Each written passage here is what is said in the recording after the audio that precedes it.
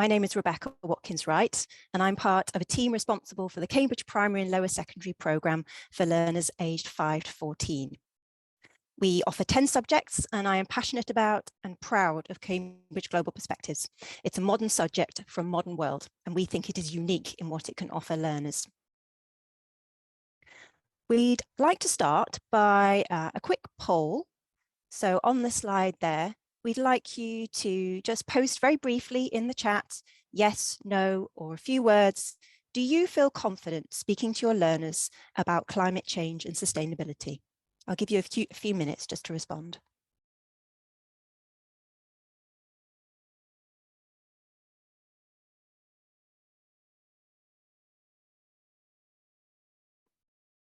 Oh, wow. So great to see so many of you saying yes.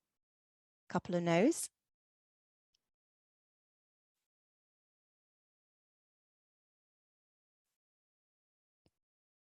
Wow, that's great. It's a nice, confident yes there. Yes, but I feel I need to know lots more myself. Okay, this is really positive. Thank you very much. Well, we hope that we can add to your existing knowledge today by telling you a little bit about global perspectives and offering you some guidance and some tips. Thank you everyone for taking part. Next slide, please. Okay, so we developed Cambridge Global Perspectives in response to feedback from higher education institutions. Skills such as research, collaboration, presentation, and higher order thinking skills enhance a learner's subject-specific knowledge. But these are also skills that we all use in everyday life. Solving problems, working together, sharing and exchanging ideas, expressing and evaluating opinions, understanding ourselves and others, finding and using information. That really resonates with me with what I do day to day, week to week. Cambridge Primary and Lower Secondary Global Perspectives is designed to develop transferable skills that help learners to be successful inside and outside the classroom. It introduces 6 skills to learners aged 5 to 14 through topics and activities that are age appropriate and relevant to learners in a modern world. The emphasis is on developing learners' ability to think about a range of global issues where there is always more than one point of view. Next slide, please. Global Perspectives provides an exciting opportunity for you and your learners to explore the world and go on a journey of discovery together. Topics provide an interesting and relevant context to develop the skills. We provide a list of suggested topics ranging from things like family, the digital world, the environment, but you and your learners can choose any topic. Through topics, learners explore issues that matter most to them. They reflect on their own views and express their opinions. Learners explore issues from a personal, local, national, and global perspective to gain a better understanding of issues such as climate change and sustainability. Our schools tell us that Global Perspectives helps learners to make sense of and connect with what is happening in the world through topics that are relevant to them. There is a global community of schools who have made successful connections to share ideas and resources and to work collaboratively on projects. Next slide, please. Cambridge Primary and Lower Secondary Global Perspectives is designed to be flexible, so you can deliver it in the best way for your school. We provide a framework for developing skills that gives you the freedom to tailor content to your local context and to meet the needs and interests of your learners. Learning objectives for each of the 6 skills describe what learners are able to do. Global Perspectives is taught through a series of teaching and learning materials called challenges. We provide challenges for each year of learning to help get you started. Our challenges show you how skills and topics can be combined and how you encourage learners to consider and connect personal, local, national, and global perspectives on an issue related to a topic. Challenges include suggested activities that can be developed into lesson plans, and we provide some example lesson plans. We have created challenges to show teachers how they can provide opportunities to develop learning objectives for the UN Sustainable Development Goals, alongside the skills of Cambridge primary and lower secondary global perspectives. All our challenges are designed to be adapted to suit your learners and your context. We believe that learners should have opportunities to apply their skills in as many contexts as possible. This includes applying learning in other subjects, experiences outside the formal curriculum, and in cross-curricular projects. GP is most successful when there is collaboration across subjects. It supports a multidisciplinary approach, combining or involving several academic disciplines in an approach to a topic or a problem, such as climate change or sustainability. Helping learners to make connections across subjects empowers them with the ability and confidence to think more holistically. There is an optional summative assessment called Checkpoint at the end of primary and at the end of lower secondary, which is designed to assess the 6 skills. The assessment has been designed with the aims of global perspectives in mind, and at the end of primary, learners complete a team project. They choose an issue that is important to them and carry out a course of action. At the end of lower secondary, learners can complete a research report. Their individual report summarizes their investigation into an issue of their choice and a consideration of different perspectives on their chosen issue. Cambridge Primary and Lower Secondary Global Perspectives is designed to prepare learners for the next stage of learning on the Cambridge pathway. Learners who complete the team project and research report will be well prepared for IGCSE Cambridge Global Perspectives. The team project and research report are both assessment components of the IGCSE qualification. Okay, could you just go back one slide, sorry, to the quote, and that's the one I'm going to end with, thank you. So I'd like to finish my part of the presentation with a quote from a teacher in an international school in China. Global Perspectives provides opportunities for learners, which should be our starting point in teaching. It makes learning relevant. Global Perspectives gives you freedom to tailor the content to suit and meet the needs of the students. That's exactly what you need in order to connect the interests of students with global issues. Over the years, our students have explored local issues related to air pollution, greenhouse gas emissions, and fossil fuels. In choosing these issues, the students are demonstrating their awareness of the connection between local and global issues and that they want to do something about it. Thank you. Good morning, good afternoon, good evening, teachers everywhere. I'll be presenting the real life example which we are following in our school. So using sustainability, we can make innovations using global perspective as subject. So one of the way we have, we wanted to achieve sustainability is through terrace farming. So terrace farming is innovative way to promote sustainability. And we also have taken energy saving. Can you next slide, please? So these are the terrace farming techniques adopted by our students. So this is what we have grown in on our school terrace. So how we actually proceeded, that's what I want to share now. Proceed to the next slide, please. So first thing is, initially the teacher should impart the importance of farming. It should not be like, directly asking students to do something. But as a teacher, we should tell them the importance of farming. And also please tell them about organic food also, the importance of it. Once they do this, teacher has been taught the importance of farming. Let the children from their grandparents should know about how farming was 10 years ago.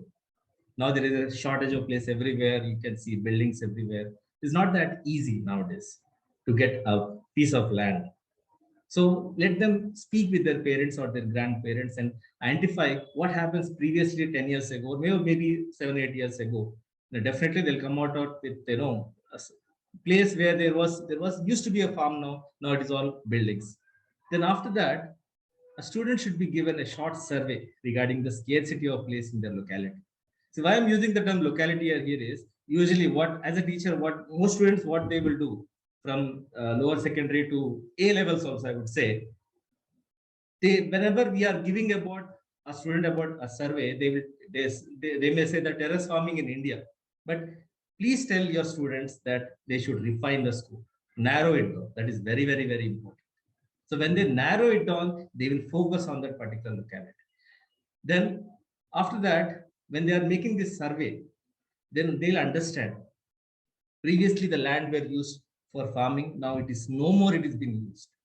So then we need to encourage terrace farming at school if possible. If there is a feasibility, let them have terrace farming at school. Now, most of the schools will have this facility. If they are having it, let them grow spinach.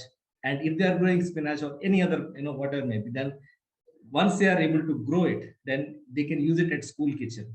If they are able to use it in school kitchen, see the joy in the student hand, student's face that they have produced something and it's been used at school kitchen. And if not, they can also give for charity if it is for if it is produced in a larger scale. So that also they can do. So one thing the children are learning is they are learning about sustainability first thing, and second thing is more importantly they are engaged.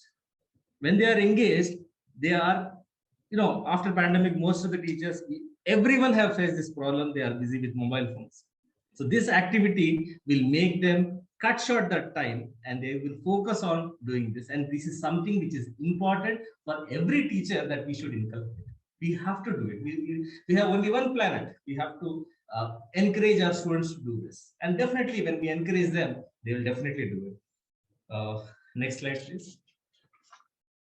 So this is one more ongoing project at our school, energy savings. This is what we are implementing by our teacher. So you can see in the picture, our student is demonstrating the energy saving. A simple thing, saving the, switching off the light, switching off the fan when they are not in use, will have a lot of impact. We may feel it's okay, but it will take a lot of, these are the simple life skills which we are now studying in sustainability and a global perspective, which every child has to be taught. But unfortunately, most of the students are not knowing this. So when we are asking them to do this, they will definitely try to understand it. It will be appreciated by all. When the parents also will appreciate us when we are inculcating this. Next slide, please. So energy saving at school, these are few steps which I wanted to tell you. So again, initially, we as a teacher, we need to tell the students the importance of energy. That is very, very important. Then let the student demonstrate energy savings in classroom. First, let them do this energy saving at classroom. Then let them follow. Let the students tell the other students, and they let them follow at school and also at their home. So as a teacher, when we tell our student to do something, they'll definitely listen to us. Then what I would advise is take a group of students, typically 3 students in a group. Each group should have a sustainability leader. You appoint, as a teacher, you appoint a sustainability leader. He will be responsible person for the group, that he will take the responsibility of saving the energy. The best thing what we can, how we can save the energy is not through enforcement. We just have to tell them, we have to create awareness. Let the students create awareness. Let them have a session with other students. And don't think that it's a lower secondary checkpoints, a year 7, year 8 student, he should not speak. Let them give an opportunity to speak with IGCSE. Let them also speak with A levels if you have A levels at your school. Let them take. Let them speak with them and tell the importance of energy. And ask them to prepare a simple questionnaire that whether they are using energy. I know if they are not using the energy, what is the reason for it? Let them have it. And after doing that, see that is creating an awareness. These are the things which we all of us know, but we are not able to do. If we, as a teacher, take the responsibility, definitely we can create an impact. After all, we have only one parent to live in. Rewarding the class that save most energy will make this practice become habit. So we need to reward. If not school, as a teacher of global perspective, reward the student. Give one chocolate to the student who is taking the responsibility of saving the energy. That encourages, that motivates. So what will happen is when they are motivated, obviously it will become a habit. So it will not be, we should not enforce it. You have to do this, you have to do this. It's not about grades always, but we are changing the way they think. Our next generation, we are the best, teachers are the best way we can create an impact. Only we can make an impact, and we should be thankful that we have subject like global perspective where we can inculcate this in students.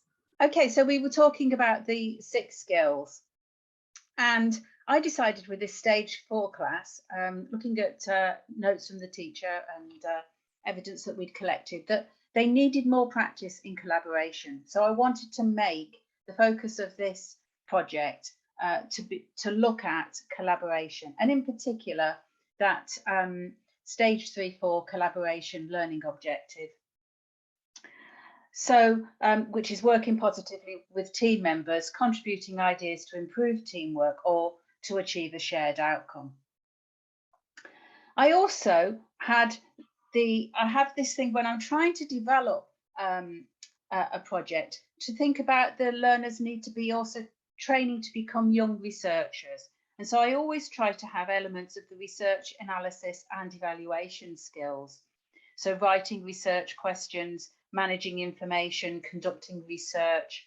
And also in this particular case, I wanted to make sure that I had the analysis of the research. So analysing what they found and also looking at an action that they could take. And I would make sure that I was always, with these research activities, focusing on collaboration, so focusing on teamwork. Next slide, please. Okay, so I've got my skills. The next step I need to do is to know what it is that I'm wanting my learners to do. What is the issue that I want them to look at?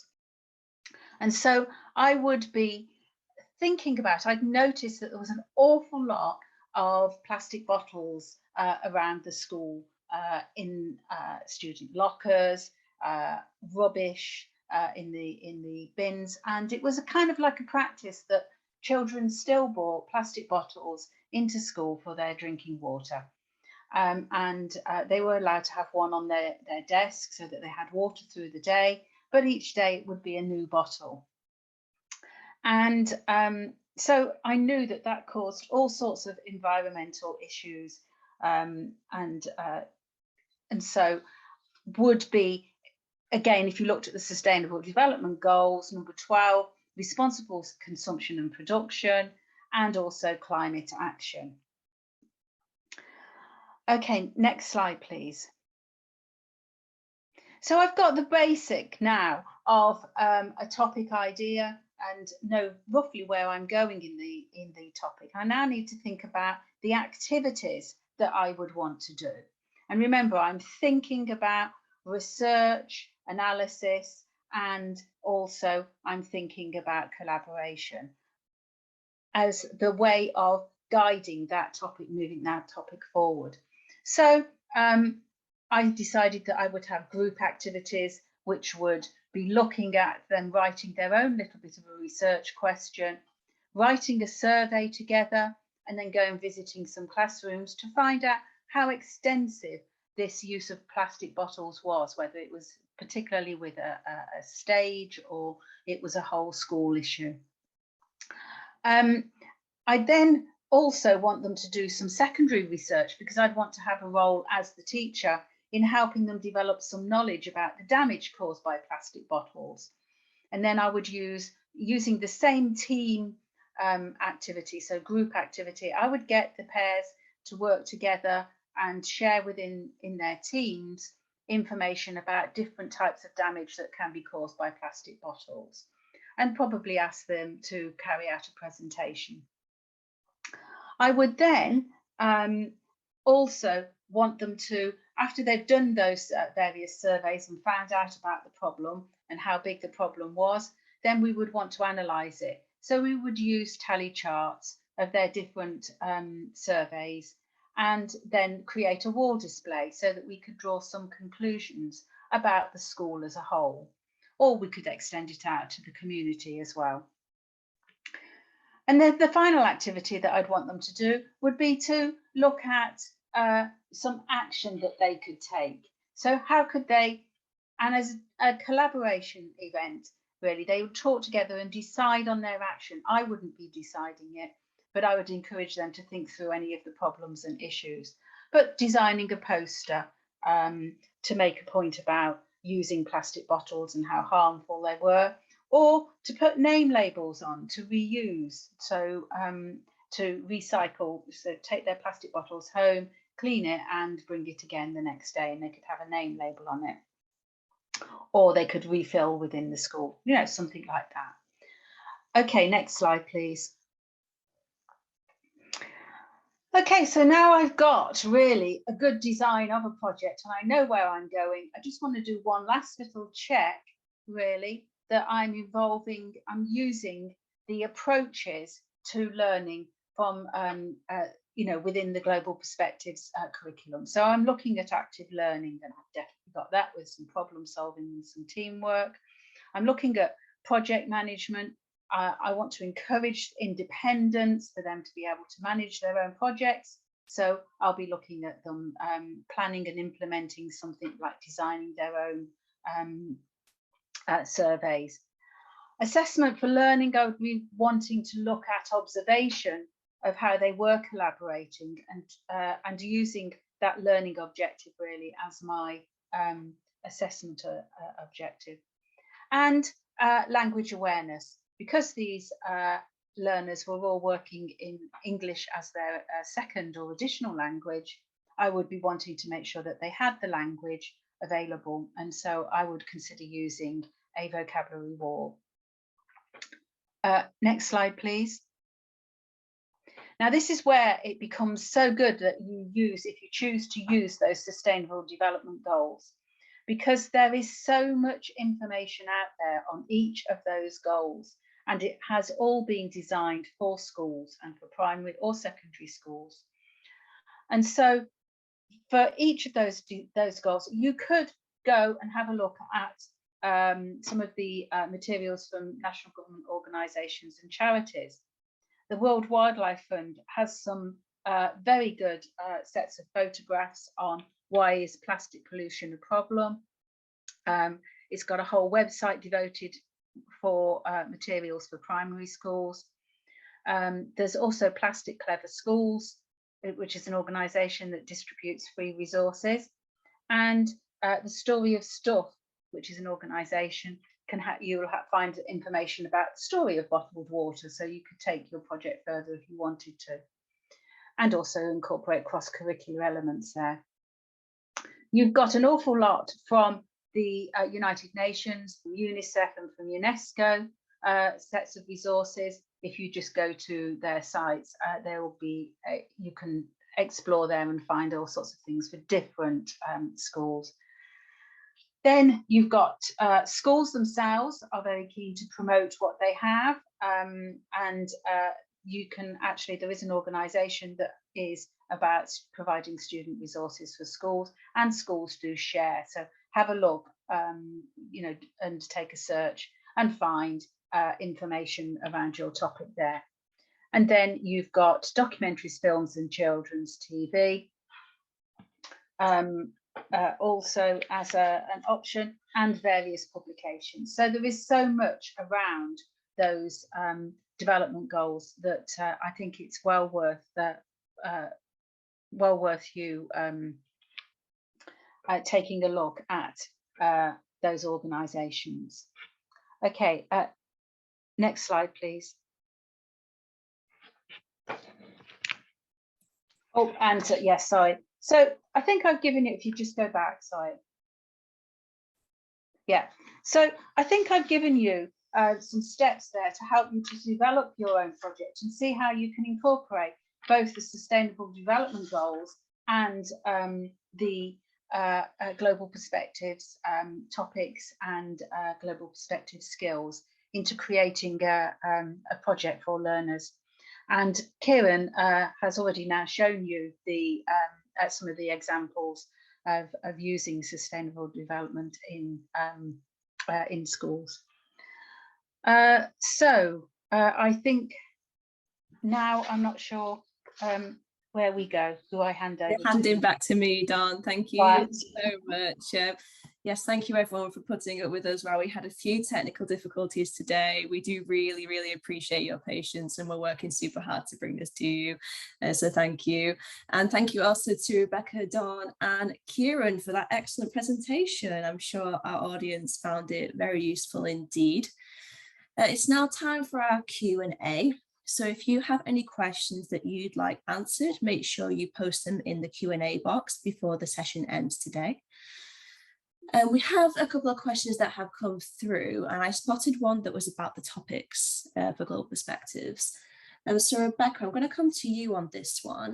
Do you have any advice on choosing topics that will engage learners?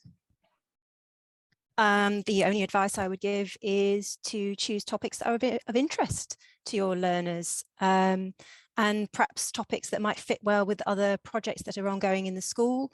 You could allow your learners to choose what topic they're interested in. You could give them a choice, and they could vote for the best topic, or there might be a particular focus across subjects. That's always very nice when the school comes together, different teachers from different subjects, or the students from the different classes for a particular project. And schools have had maybe a day where they've showcased what they've prepared or they've done on that particular project. And that's great to get parents involved, because they can really see how their children are engaged in what they're doing. And yeah, it's a really nice way of getting the whole school involved and promoting those cross-curricular links. Thanks, Rebecca. I really like the idea of giving the students a choice as well. I think that will definitely engage them more. Now, Kiran, I wonder if you have anything to say on this point. How have you chosen topics in Global Perspectives in your school? Basically, we have to see the sustainability goals of United Nations. Okay, and then we have to implement in such a way that the students are able to do that. We cannot make, for example, one of the objective is poverty. We cannot reduce the poverty or ask children to go and reduce the poverty. It is not that easy to do it. So we need to take certain sustainability goals which are within our reach, which we are able to do it, which are able to reduce it. I'm not saying we cannot reduce poverty, but at least we can limit it. But it is a time-taking process. It is not that easy. The presentation might be 5-10 minutes, but teacher has to really work hard to achieve the objective. It's not that easy. It requires a lot of patience, and I'm sure all teachers have patience. Thank you. Thank you, Kiran. That was great. We have an interesting question here from an anonymous attendee, and they say they only have one pupil in their Global Perspectives classroom. So do you have any advice on ways that they could do collaboration, for example, any ways that they could do the discussion aspect of this? Rebecca, I'm going to come to you first on that one and see if you have any thoughts on it. Yes, I think there are definitely opportunities. So they could perhaps, I mean, I don't know if it says what age the learner is, so whether it's primary or lower secondary. So whatever you decide to do would need to be appropriate for the age of that learner, but collaboration might come in perhaps working with different classmates in different subjects. So because Global Perspectives has no prescribed content, you can choose anything you like. So they could collaborate on a project that they're doing in another subject, but look at it from a Global Perspectives point of view. So they could choose something perhaps in their favorite, I mean, hopefully GP is their favorite subject, but they could choose a different subject, perhaps English, or they're looking at a particular text.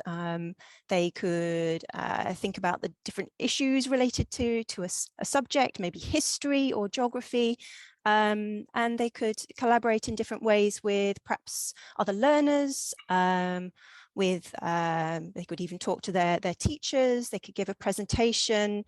They could contact an organization for some information, talk to community, talk to members of the community. There are definitely plenty of opportunities, I think, so that shouldn't be a limit. But yeah, it's an interesting challenge. Thank you for sharing that one. Thank you, Rebecca. Some really helpful insight there, I'm sure. We have a question now about the group projects. So this question says, will learners have to do group projects every term, or one topic and one project for an entire year? And Rebecca, I'm going to come to you on that one. Just let me know if you need me to repeat that question. So I'm going to assume that that's talking just about the challenges, rather, well, I can answer it from the challenges or from an assessment perspective, from the checkpoint. So we provide challenges which are kind of ready-made projects, and it is up to you how many challenges you would like to do. We do say that we recommend that you have 36 hours of teaching per year, and in this time you could cover 6 challenges, but you could choose to do it in any way you like. So you could choose 1 challenge per term, 1 challenge per year, and you could expand on that challenge. So yeah, there are different ways of doing it. You can do as many as you want that fits in with your requirements in your school. For the checkpoint team project, that's obviously at the end of primary or at the end of lower secondary, so just one of those, but you might want to spend some time in the run up to that preparing your students for the team project. Thank you very much, Rebecca.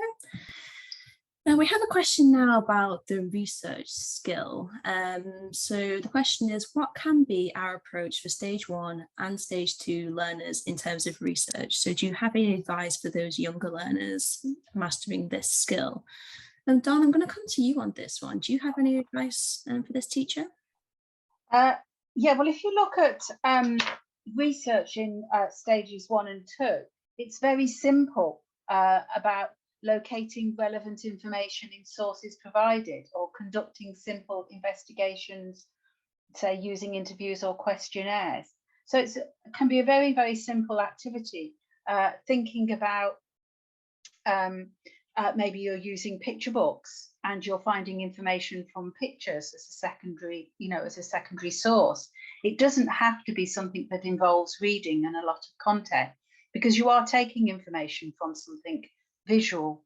Or it could be having a very simple investigation where you go to find out something, and you're perhaps looking at counting the number of flowers or plants or insects around a school, and to see how many trees you've got, all sorts of different things like that, so that you're taking a look at and observing your environment. Or you might be having an interview with someone and asking someone questions. So you could perhaps have somebody, if you're talking about sustainable development goals, maybe you've got someone from the World Wildlife Fund who comes into school as a visitor, and they could be thinking about a question that they could ask that visitor. So it's very, very simple introduction to research. And I think sometimes teachers think, oh, that must be really hard with those younger learners. How do you get them to become researchers? But it isn't, because it's something that we do in our everyday lives. We're always making inquiries and finding out, finding information. I hope that helps. It does, Dawn. Thank you very much. Now, Rebecca, do you have any thoughts on this as well? Sorry, I was looking at other questions. So this one is the one about collaboration. Sorry, I was getting distracted. It was research skills for stage 1 research. and stage 2 learners.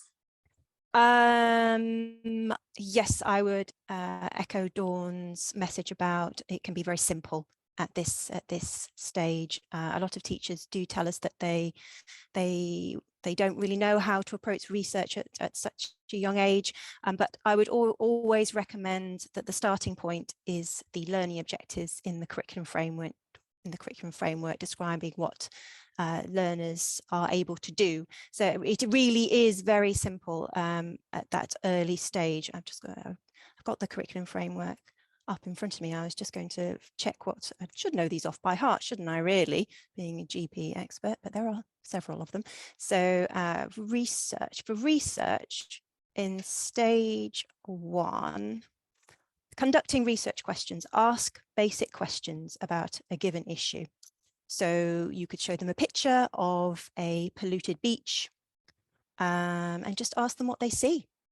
And I'm sure the answers that they give will be interesting and often surprising. So it just start with the learning objectives, and it can be very simple. They're just asking some basic questions and talking about an issue from sources that you would provide. So yeah, start simple would be my suggestion. Thank you very much, Rebecca.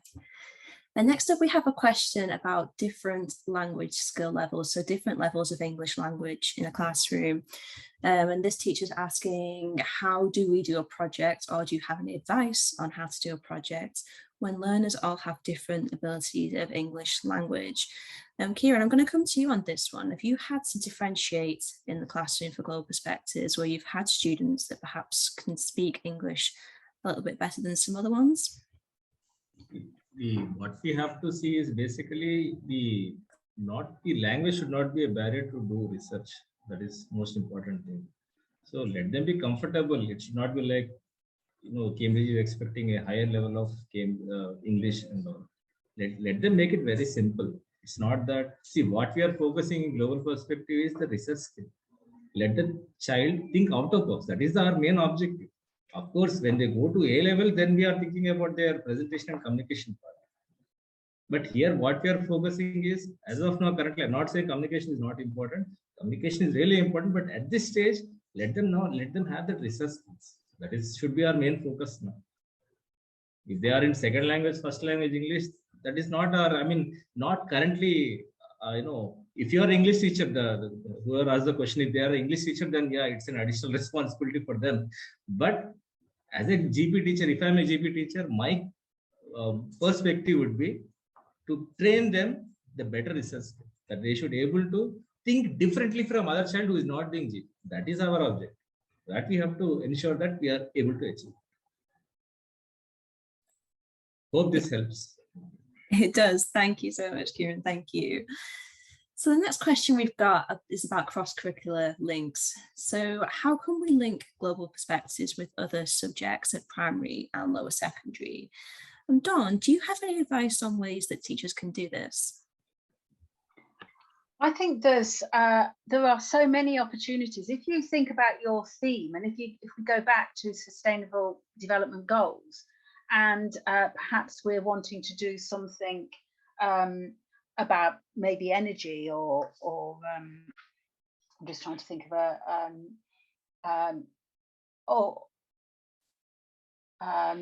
the clean water and sanitation. If you just think about that, the number of subjects that it may affect, it may impact. You would have your science, you would have some geography, you would have some English, because you might want to have some sort of like creativity around it, or stories, and you would have your Global Perspectives. And you can get teachers, I very often have got teachers from different subjects together to look at where are those cross-curricular links between the theme. So the topic theme being clear water and sanitation, and you'll find that there are very many curriculum links, particularly if you look at the Cambridge curriculum and look across at what, say, a stage 6 is doing in science and in English and in geography, and you'll start to see that you could actually have an emerging link, and that will help you choose your topics. It's the same if you look at the challenges that are in the Global Perspectives curriculum framework. If you look at some of those challenges, you'll see very quickly that there are links to other subjects, and you could spread them out across other subjects, the teaching time, if you wanted to do so. Thank you, Dawn. That's really helpful. Thank you. And the next question we've got is about tracking skills development. So this teacher asks, what is a good way for students to keep track of research so that teachers know the students have actually researched themselves and not just used AI, interestingly, to find that information? So how can we track the skill development for research? Dawn, I'm going to come to you again on this. Do you have any thoughts on ways we can do this?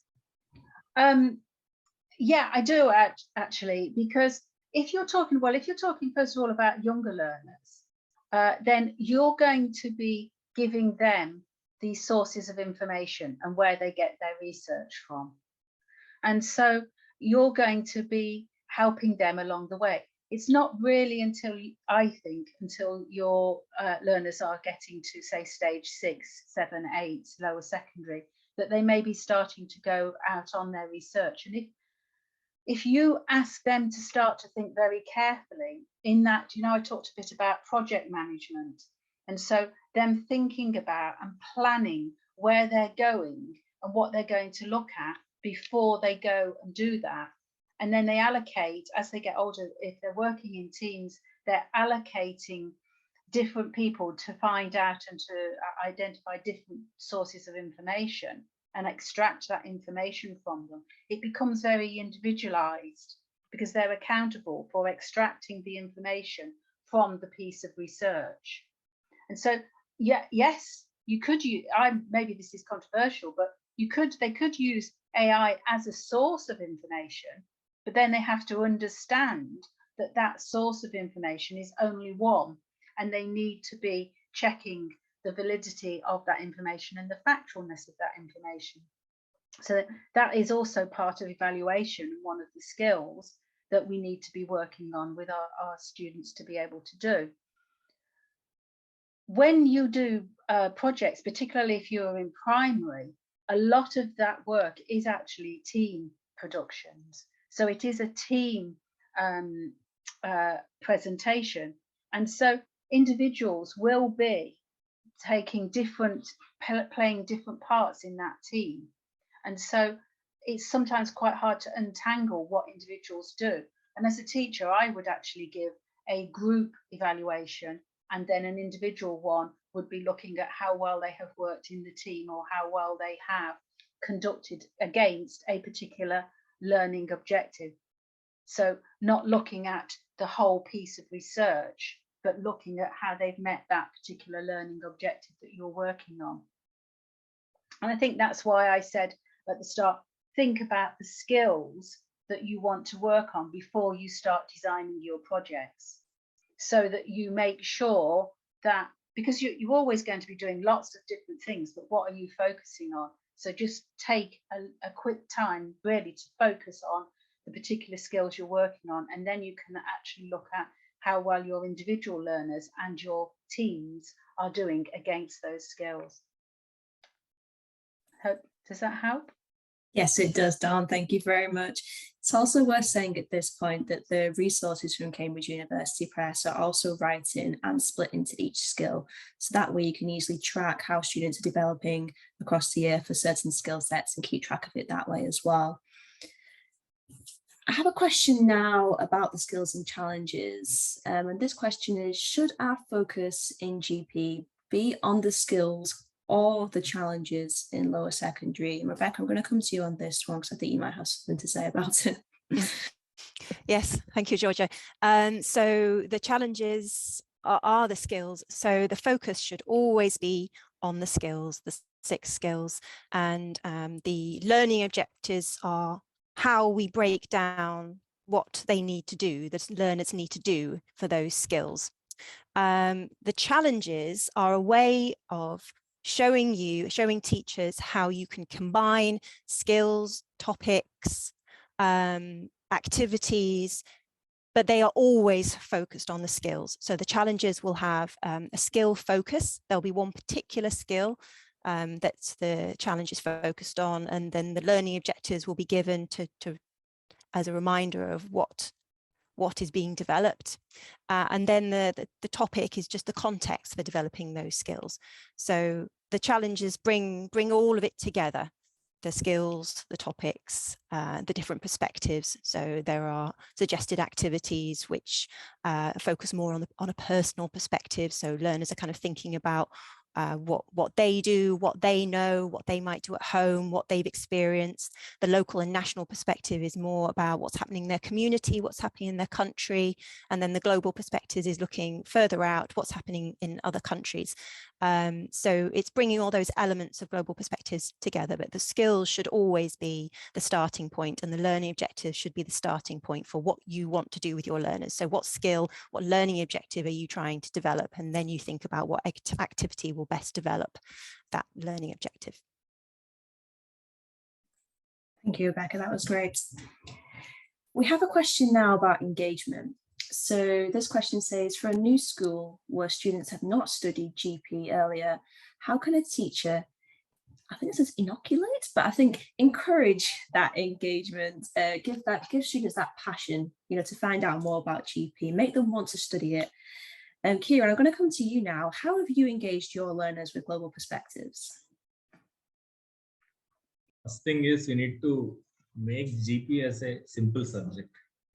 As a teacher, we are making it complicated. We should not. Let the subject, we should have in our mind, this is challenging, but a subject which is not impossible for students. It is possible. If you have that in mind, frame a simple research questions. Encourage your students. This is the difference. Not students first, we need to encourage parents, especially in a country like India, where parents take decision, not the students. So we need to encourage our parents that tell the beauty of this subject, how it is different. Let them not assume that GP is like social studies. That is the main, presumption that they have, that it is like social studies. So if you encourage them, tell them in what way it is different, then obviously, definitely, parents and students will have that inclination towards it. Make it simple. Don't make it too complicated. Like just now, when I was doing my presentation, I told you, don't make a big research question like how it is, how poverty can be reduced in India or some other like. Let them know the problems at small, locality level, small children, level 1, level 2. If you are asking about level 4, let them take a small challenges. Encourage them. Yes, of course, as a teachers, we have to put a lot of patience, lot of efforts towards it. But once they are getting into the track, definitely they will enjoy. As a teacher, we will also enjoy with the student, because small children will have that creativity which we have to explore. When we encourage them, they will only come to us. That is the beauty of teaching children. That is the small children especially. So the way they ask question, if you ask them to prepare a research question, the beauty of it, if they understand, they'll ask a research question, will be very interesting. That is encouraging first thing. And please, we have to take out from our mind that it is a difficult subject. We are not getting resources from where we have to teach and all. That if we are taking out that negativity, we can easily encourage. That is what I feel. That is my personal opinion. Thank you. Thank you, Kiran. Thank you. Dawn, do you have any thoughts on this as someone who's worked on our resources? How can we engage learners more with this subject? I think it is actually very much what Kiran's been saying. It's about starting local and starting with their own experiences, and also sort of thinking about things that they might feel passionate about or interested about in. And if you use that as your starting point, and then you take a look at what's going on in other parts of the curriculum, so you've got those links, then you can start to begin to build. And you'll find, if you look at the challenges, that there's some, if you're new and you're starting, I would always say start with the challenges, and then try to talk to some of your students about because there's quite a lot of challenges. So there's more than 6 challenges, say, per year. So you've got a big selection that you can choose from. So then you can actually talk to your students about what they might be interested in. Or you'll tend to know anyway, I think, what's going on in your school and in your community and with your families. So make that your starting point, and then you can move outwards. Because you will always find that, the example I've been giving about the plastic bottles, that's been very popular in schools, because once you start talking and you've got images that you can show of the damage it does, it can make a real impact on those students. And they really then keen to find out more and to problem solve. Thank you very much, Dawn. Thank you. And that's all we have time for today. Thank you for all of your questions, and apologies if we didn't get around to answering yours today. Thanks also to our wonderful presenters for taking the time to speak. As we said earlier, we will be uploading a recording of this session to YouTube, so you'll be able to revisit the webinar and share it with your colleagues. If you take that you'd like to hear more from Cambridge University Press, we'll be in touch over email with even more great Global Perspectives content, and we'll let you know where you can find out more about our new resources for Cambridge Primary and Lower Secondary Global Perspectives. Finally, we ask that you please fill in the survey that should appear momentarily. So that leaves me to say, have a great day wherever you are. And thank you again on behalf of Cambridge University Press. Goodbye for now. Thank you. Bye.